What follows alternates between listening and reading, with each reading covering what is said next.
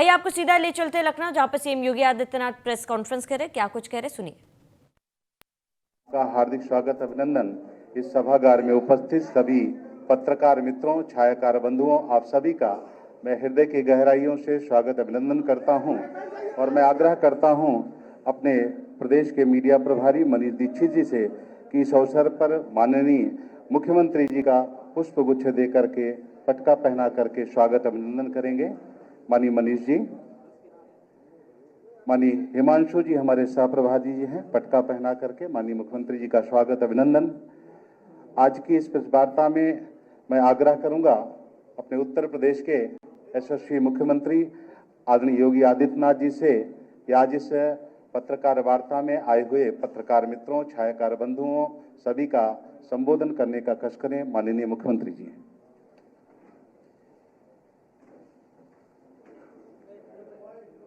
मित्रों, मैं आज की इस पीसी में आप सबका हृदय से स्वागत करता हूं।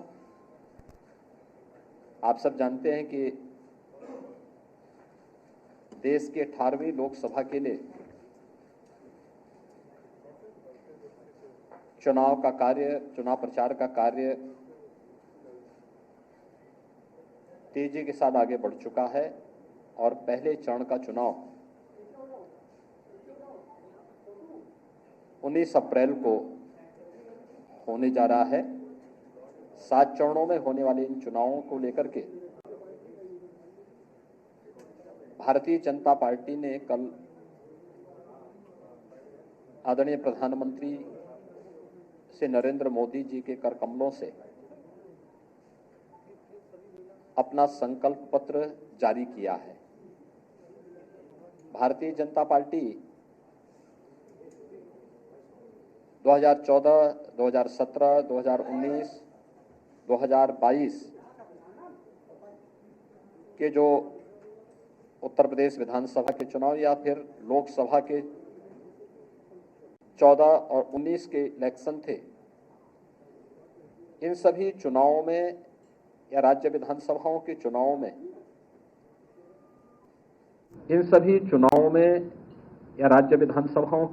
में पहले चुनाव से जो राजनीतिक दलों की एक प्रपार्टी बनी थी कि हम घोषणा पत्र जारी करेंगे,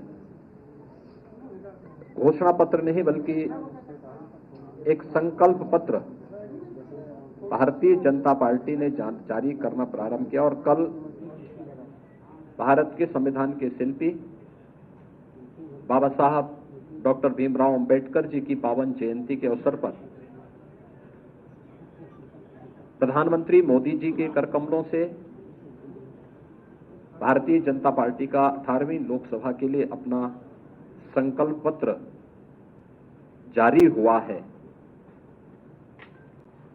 आपने कुछ चीजें संकल्प पत्र में देखी होंगी कि संकल्प पत्र की पहली 4 प्रतियां जिन 4 आधार स्तंभों को लेकर के यह चुनाव में भारतीय जनता पार्टी उतरी है, उन 4 आधार स्तंभों को प्रतिनिधित्व करने वाली युवा, महिला, गरीब और किसान, एक एक प्रति उनको प्रधानमंत्री जी के कर कमलों से प्रदान की गई। मित्रों, यह जो भी संकल्प पत्र भारतीय जनता पार्टी ने जारी किया है, आज भारतीय जनता पार्टी केवल एक राजनीतिक दल मात्र नहीं बल्कि भारत की मिशन को विजन मान करके, भारत के विजन को मिशन मान करके उसको प्रभावी ढंग से लागू करने की 140 करोड़ लोगों की आकांक्षा का प्रतीक बना है।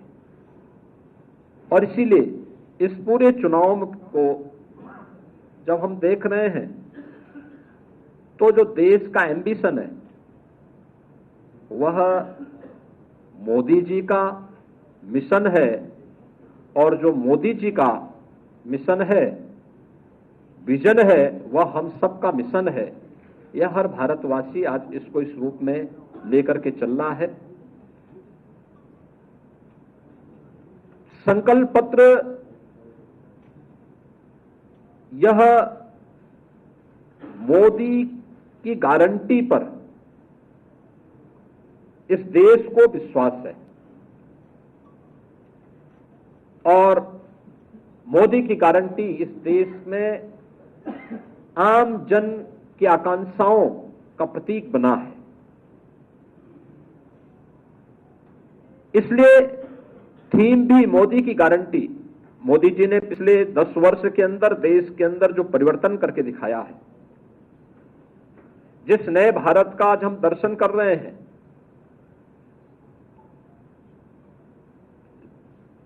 गांव, गरीब, किसान, नौजवान, महिलाओं को फोकस करते हुए जिस प्रभावी ढंग से योजनाओं को जमीनी धरातल पर उतारने का कार्य हुआ है, वह मोदी की गारंटी उसका आधार है। और मोदी जी की इस गारंटी को आधार बना करके आगामी 5 वर्ष के लिए हमारा विजन डॉक्यूमेंट क्या होगा, संकल्प पत्र में एक एक सेक्टर को चिन्हित करके उसका उल्लेख भी किया गया है। आपने इस बदलते हुए भारत को देखा है, पहली बार योजनाओं का 100% लाभ गांवों को, गरीबों को, किसानों को, युवाओं को, महिलाओं को मिलते हुए देखा है।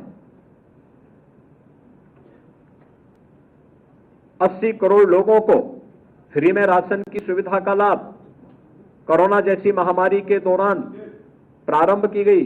4 वर्ष की ये योजना, 4 वर्ष से चली आ रही योजना आगामी 5 वर्ष के लिए जारी करने की बात। 60 करोड़ लोगों को देश के अंदर 5 लाख रुपए की स्वास्थ्य बीमा का आयुष्मान भारत की सुविधा, इसको आगे भी जारी रखने के लिए भारतीय जनता पार्टी आश्वासन दे रही है। भ्रष्टाचार पर प्रभावी अंकुश, और इसकी शुरुआत होती है जनधन अकाउंट से। 50 करोड़ गरीबों के लिए जनधन अकाउंट देश के अंदर खुल जाना।